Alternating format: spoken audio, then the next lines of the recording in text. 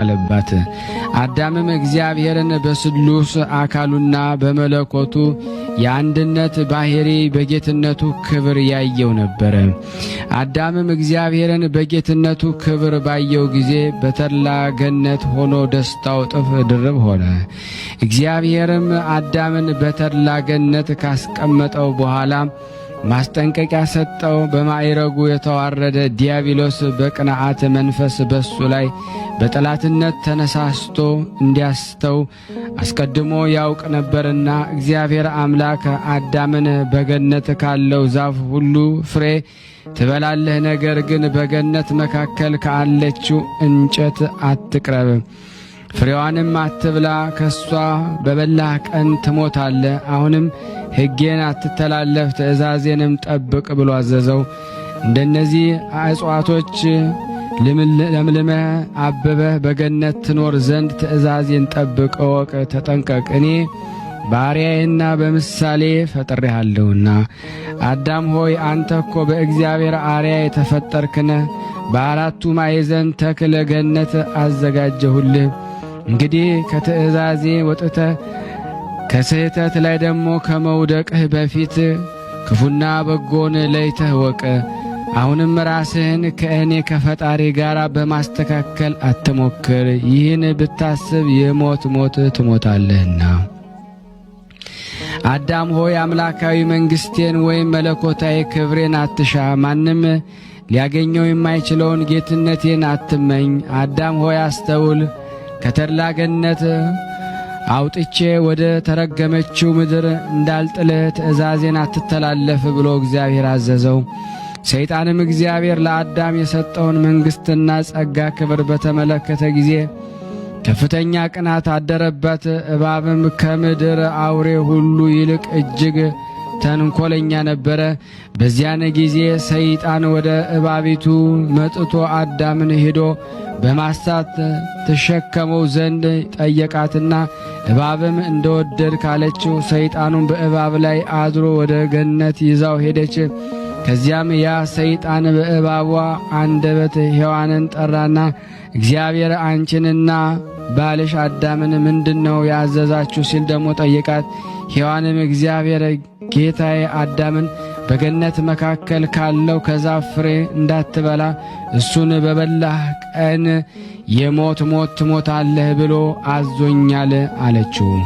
ሰይጣንም እግዚአብሔር አትብሉ ያላችሁ ከእሷ በበላችሁ ቀን ዓይናችሁ ተከፍቶ እንደ እግዚአብሔር ክፉና በጎን የምታውቁ አምላክ እንዳትሆኑ እንጂ ሞትንስ የምትሞቱ አይደለም። ስለዚህም አትብሉ አላቸው።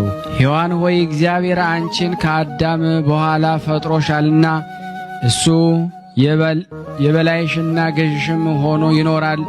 አሁንም ምክሬን ተቀበይ። እግዚአብሔር አትብሉ ብሎ ከከለከላችሁ የእንጨት ፍሬ በቅድሚያ አንቺ ብይ። ከዚያም በኋላ ክብርሽ ከፍ ይልና ለአዳም አምላኩ ትሆኛለሽ አላት። ሔዋንም የሰይጣንን ምክሩን በሰማች ጊዜ ዛፏ ለመብላት መልካም እንደሆነች ተመለከተቻት። ከፍሬዋም ቆርጣ ወሰደችና በላች፣ ጣፋጭ ምግብ ሆነችላት። ከዚያም ለባሏ ለአዳም ወስዳ አበላችው፣ እርሱም እንዲህ በላ። የእግዚአብሔርን ትእዛዝ በተላለፉ ጊዜ የለበሱትን የብርሃን ልብስ ተገፈፈ፣ ዓይናቸውም ተከፈተና ራቁታቸው መሆናቸውን አውቀው አፈሩ። የበለሱንም ደግሞ ቅጠል አፈሩ። የበለሱንም ቅጠል ሰፍተው በሽርጥ አገለደሙ። እግዚአብሔር በገነት መካከል ሲመላለስ ድምፁን በሰሙ ጊዜ አዳምና ሔዋን ከእግዚአብሔር ፊት ሸሽተው በገነት ዛፎች መካከል ተሸሸጉ። እግዚአብሔርም አዳምን ጠርቶ ወዴት አለህ አለው። ከክብር የተዋረደውን ምስኪኑ አዳምን በገነት ውስጥ ድምፅህን ሰምቻለሁና ራቁቴንም ስለሆንኩ አፍሬ እንዳታየኝ ብዬ በዛፎች መካከል ተሸሽጌያለሁ አለው። እግዚአብሔርም ራቁትህን እንደሆንክ ማን ነገረህና? ምናልባት ከዚች አትብላ ካልኩ የዛፍ ፍሬ ትእዛዜን ተላልፈ በላ ይሆን? አሁንም ሰይጣን ተስፋ እንደሰጠ አምላክ ሆንክን? እነሆም አስቀድሜ እንደነገርኩ ሞት ባንተ ላይ ሰለጠነብህ አለው። አዳምም ከእኔ ጋር ትኖር ዘንድ የሰጠኸኝ ሴት አንተ ከከለከልከኝ ዛፍ እርሷ አሳስታ እንድበላ ሰጠችኝና በላሁ አለው። እግዚአብሔርም ሔዋንን ስለምን ትእዛዜን አፈረሽ አላት። እሷም ጌታዬ ሆይ እባብ አሳሳተችኝና በላሁ አለችው።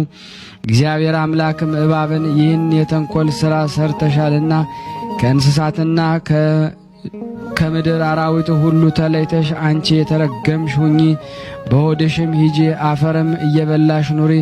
በአንቺና በሔዋን በዘርሽና በዘሯ መካከል ብርቱ ጠላትነት ይሁን። ልጆቻቸውም ራስሽን ደሞ ይቀጠቅጡሻል፣ አንቺም እየጠበቅሽ ሸኮናቸውን ትነክሻለሽ አላት። ከዚያን እግዚአብሔር ሔዋንን ከአዳም በላይ ለመሆን እንደፈለግሽ ሁሉ እንዲሁ ከሱ በታች ሁኚ፣ እሱም ይግዛሽ፣ በጭንቅ በመከራ ውለጂ፣ ከወለድሽ በኋላ ፍቃድሽ ወደ ባልሽ ይመለሳላት። እንዲህም እግዚአብሔር አዳምን የሚስትህን ቃል ሰምተህ እንዳትበላ ካዘዝኩ ዛፍ በልተሃልና ስለዚህ በአንተ የተነሳ ምድር የተረገመች ትሁን፣ እሾህና አሜከላም ታብቅልብህ። አንተ መሬት ነህና ወደ መሬትና እስክትመለስ ድረስ ወጥተህ ወርደህ ላብህን እንጠብጥበህ ወዝህን አፍሰህ እስከ ሕይወት ፍጻሜ ድረስ እንጀራህን ትበላለህ አለው። እግዚአብሔርም አዳም የተገኘባትን መሬት እያረሰ ይኖር ዘንድ አዳምና ሔዋንን ከገነት አስወጥቶ ሰደዳቸው።